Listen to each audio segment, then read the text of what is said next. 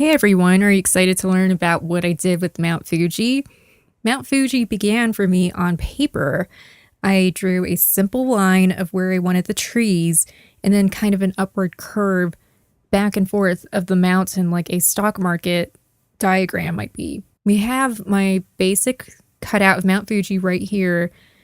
It doesn't look like anything much up close once it's been filled in by the computer, but from far it's almost like a Bob Ross photo where you can see the paint that's been done gives the illusion of being a mountain with actual trees at the bottom. Lots of smears and lighting going on. Wow, it looks like we've added some water. This is actually sink water. I cut it out in different squares and rectangles. You can still see the lines of demarcation on the sink water, and I tinted it navy. From there, the real Mount Fuji has a reflection of itself in the water. If you look at Mount Fuji head on, I recreated that by taking only the upper part that you see in the about upper 35% of the screen, and then I flipped it over. You have to enlarge it a little because the real Mount Fuji's shadow cast on the water is actually bigger than the mount itself. There I have removed Mount Fuji temporarily because this is taking place in an alternate universe. I don't want any indication of this being realistic. There we have a rainbow sky with some really crazy evil clouds. Oh look, Mount Fuji's back. Hi Mount Fuji. Welcome back. It's been tinted a little bit, so there's almost a kind of fuchsia shadow cast on Mount Fuji in the same light as used on the water.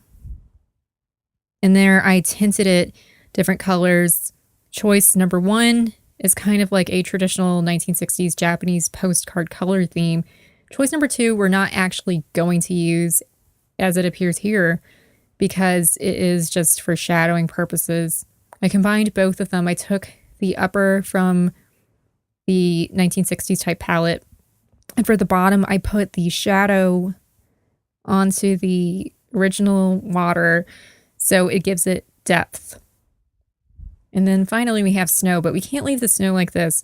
If you look at this, the snow particles look like they're all together. That's actually a very large amount of snow going together at the same time. Large groups of snow programming going together. I put different pieces so it's small and large, but we can't leave it like this because that's not a blizzard.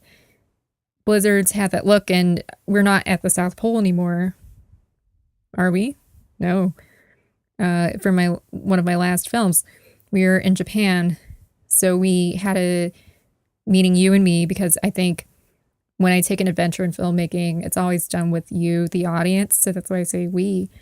We have to make it look more subtle because snow, when it's not a blizzard, doesn't look bright white from afar. It actually looks kind of faded, and only when you were really close does it look really white.